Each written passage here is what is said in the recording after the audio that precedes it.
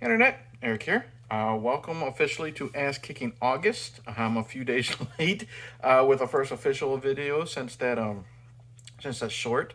What it is first off every month this year, unless I have a live stream planned. I got a couple interviews scheduled next month. That's gonna be cool. Unless I have a live stream planned, each month will have a specific theme of the type of movies I'm going to be discussing.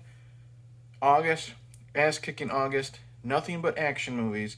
And today, spoilers, I'm going to be talking about one of my favorite action movies of all time. I wanted to start this off with a bang. Today I'm discussing Big Trouble in Little China. Now, if you're new to my channel, welcome. I discuss plot, spoilers, specific scenes, what have you. This came out in 1986. Basic plot to this is there is no basic plot to this one. We are following truck driver Jack Burton, played by Kurt Russell, and he is making his way through San Francisco's Chinatown on a run, and he meets up with his friend Wang Chi, played by Dennis Dunn, and he takes Wang Chi to the airport to pick up his love from China, Miao Yin. She is kidnapped by a group of street thugs to be taken to a brothel to be sold. And as they try to rescue her, the three storms, thunder, rain, and lightning, who work for David Lopan, who is this man cursed to walk the earth for thousands of years, they kidnap her because to free Lopan from this curse, he must marry a Chinese girl with green eyes. Kate Capshaw shows up. She gets caught in the middle. She gets kidnapped. It is now a rescue mission to rescue both Miao Yin and Kate Capshaw, who plays Gracie Law. Victor Wong as Egg Shen shows up with a bunch of ass-kicking martial artists, and they try to save the day. Okay, there's a lot more to the movie than that, but I absolutely love this film. First off, Kurt Russell is great as the hero in over his head. What's great about him, Kurt Russell does the perfect mixture of over-the-top, action. He's very lovable. He's very likable. He's very funny. He's a sarcastic asshole. And what's great about this film, you might not realize it the first time you watch it, but with repeated viewings, Jack Burton, he might be, Kurt Russell, he might be the main star. He might be the first name, but he's not the hero. He's actually the sidekick, and he doesn't realize it. He's always trying to get in on the action, and something happens to him. But he is a great sidekick to Wang Chi. And Kurt just does a really good job making Jack Burton seem like this John Wayne type character who's just in over his head. Dennis Dunn as Wang Chi, who I only really know other than this from another John Carpenter film, Prince of Darkness.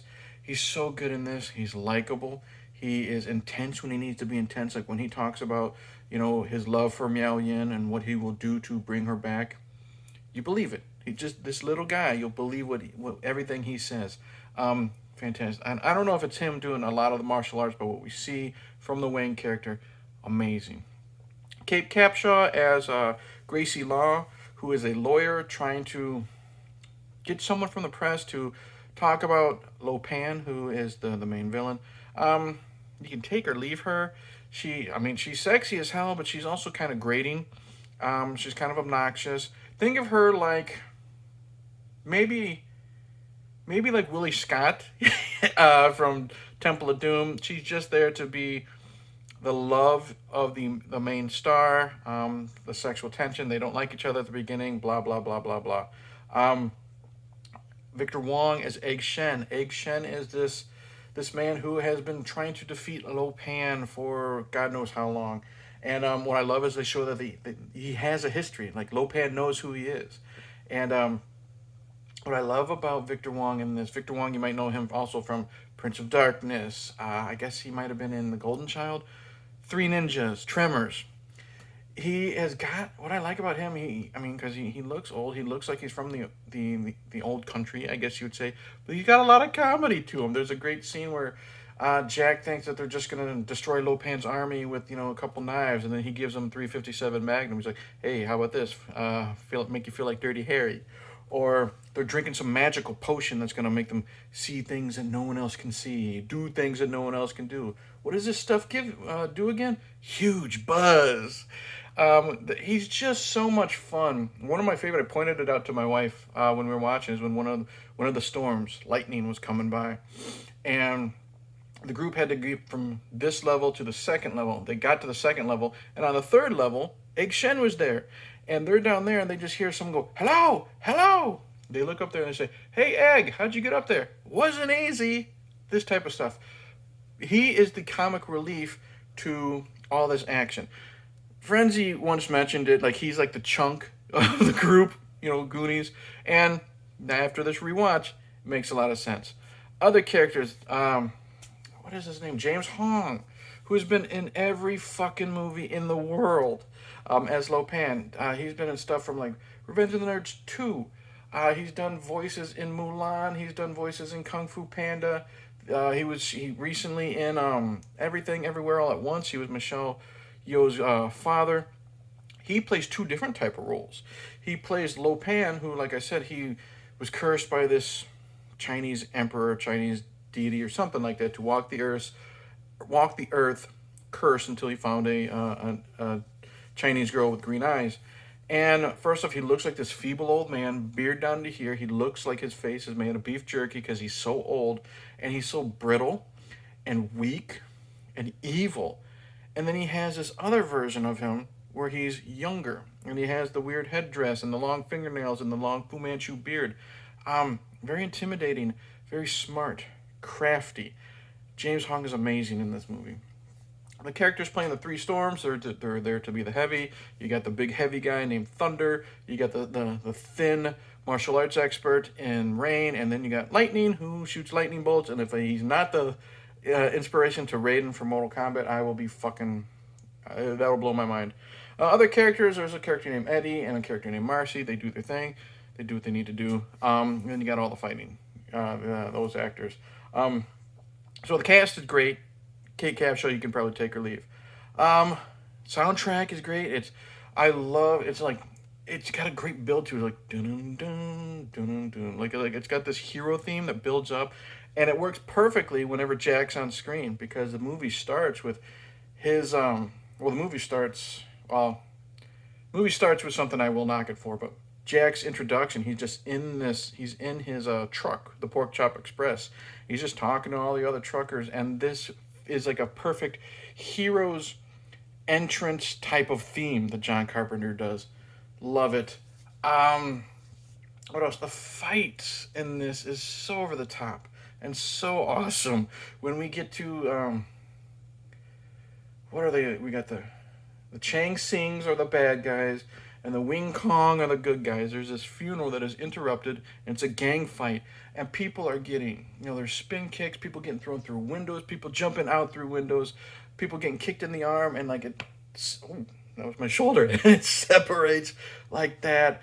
Stabbed, shot, that's amazing. The other fight scene, like when they try to stop the wedding because Lo Pan's going to marry both of the women, and he's going to sacrifice Gracie so he can live out his carnal pleasures with Miao Yin type of thing. So the heroes crash the wedding, and you got Wang Chi fighting Rain, and it's amazing sword fights. They're jumping through the air, and as they're going through the air across from each other, they're fighting with the swords, across from each other. It's amazing. There's some great use of magic in this. I love the scene where it's Egg Shen versus Lo Pan, and they have lightning, or like, not really lightning, not really lasers, but light coming out. Like Egg Shen has this little rock, a purple light comes out. Lo Pan puts his long fingernails together like this, and a green light comes out, and they're fighting each other, trying to push back and forth. And it's cool because then we get this images of old Chinese soldiers with swords fighting each other. Whenever someone gets the upper hand, their soldier gets the upper hand. And I do love, again, it shows how Egg Shen has been fighting Lo Pan for a long time. Once they're at a standstill, Lo Pan says, "You never could beat me, Egg Shen." So you had that little bit of history. The creativity with the monsters. We have this one floating, nasty, booger-looking creature with a face and eyes all over it. What he sees, Lo Pan knows. Just this disgusting creature that'll float around and be like Lo Pan's little watchdog, I guess you would say. You have a man-ape character, and I looked in the Wikipedia. I don't know the actual Chinese term, but there is like a man-ape type character in mythology, so that was actually real. He kidnaps Gracie, and then he just kind of disappears. I love the look of the palace guards, you know, in the golden armor and the swords and stuff like that. They look like they're going to be cool fighters, and one is easily taken out by Jack, but then the weight of that dead body. That's what I love about Jack. He doesn't really kill a lot of people. He kills like maybe 3. First time he accidentally shoots a guy, but he has the safety on, so he doesn't know how to work it. The second time he stabs at that guard, like he's got his knife attached to his boot, and he sticks it through the guy's chest or his stomach or whatever, but the weight of the dead body falls on him, and he's pretty much buried through the entire fight scene. He's knocked out in one fight scene. So again, you think he's the hero, and he's not. It's really Wang and his buddies. But he does kill Lo Pan. He does kill Lo Pan in a really cool fight. Gracie's already kissed him, so he's trying to be intimidating with fucking lipstick still on his lips. And he kills Lo Pan by, you know, throwing a knife in his forehead. So much fun. The action is, like I said, top notch. The characters are great. If I had to knock it for anything, it would be nitpicks. I don't like the very beginning. In the very beginning, Egg Shen is talking to, I don't know if he's an investigator or a lawyer or something. They're trying to find out the whereabouts of Jack Burton. And what I don't like about it is I wish they didn't have it, because this movie ends on a cliffhanger. You know, the ape man, or whatever I called him earlier, he hitches a ride, unbeknownst to Jack, in the back of his truck, and then we have him growl, and then we cut to credits. So we don't know, did this guy kill Jack? Did Jack get in an accident because of being startled or whatever? That would have been a good cliffhanger ending. But now if the movie starts like this, wondering about where the whereabouts of Jack are, it kind of kills the ending for me. And then there's the scene where Thunder is killed. Now, Thunder has so lightning, shoots lightning bolts. Rain, like I said, he's the best martial artist. Thunder is he's like I don't want to say he's a barbarian type of guy, but he's definitely fisticuffs. But he also has this power to expand his body whenever he's angry or he's ready to fight. And when he sees Lo Pan dead, he expands his body so big, he just becomes this comical, balloon-looking beast and then blows up. I've always fucking hated it. It was always stupid then. It's stupid now. But I absolutely love this movie. Kurt Russell is my favorite actor. This is my favorite Kurt Russell movie. This is my favorite John Carpenter movie. Halloween ain't even in my top 5. Sorry, guys. But this movie is fantastic. I love all the characters. And even if Gracie Law is kind of grating, she serves a purpose. And there's little things that you don't pick up. Like when they break into the back of the brothel to try to save some of the girls, and everyone's been kidnapped, they're all in like cages. The only one that's hogtied and gagged is Gracie, because, you know, she's already talked some shit and tried to smack somebody, so they hogtied her while everybody else is able to freely roam back and forth in their cages. So that type of stuff is fun. Over-the-top martial arts, great. Al Leong, if you know who Al Leong is, and you know he's there to kick some shit. Bill and Ted, Lethal Weapon, you know, he's Genghis Khan in Bill and Ted. He's the guy that's torturing Mel Gibson in the water with the electricity in Lethal Weapon. So over-the-top martial arts action is so good. The choreographer, you weren't paid enough to make this awesome movie. The mythology is great when you're able to follow it. It might take a couple of viewings. Characters are great. The look of it, the mythology, I said. I love when they're underground, San Francisco, and one of these monsters just comes out of the wall, eats a guy. What is that thing? Come on. What is it? You know, you will come out no more. What will come out no more? Come on, you know, type of thing. Like, Jack's still left in the dark with all this mystical stuff. Amazing movie. So much fun for all ages. Yeah, so that's it. Thank you for watching. Like and subscribe. Comment below. Do you like this movie? Do you hate it? Do you not give two shits? What's your thoughts on Kurt Russell and John Carpenter? Because they've collaborated 4 times? 5? This, Elvis, two Snake Plissken movies, and The Thing. If I'm forgetting one, let me know. Coming up, no idea what I have planned, but it's going to be a lot of ass-kicking fun. That was stupid. A lot of action movies. Maybe it'll be Commando or Demolition Man or Con Air. I'll throw that out there. Coming up this month, I have one live stream planned, and it will be my 10-year anniversary. So go to my channel to find out when that is. And also, I just got confirmation. I'm bringing back my interview series, and I'm going to be interviewing deathmatch legend and one of my favorites, Mickey Knuckles.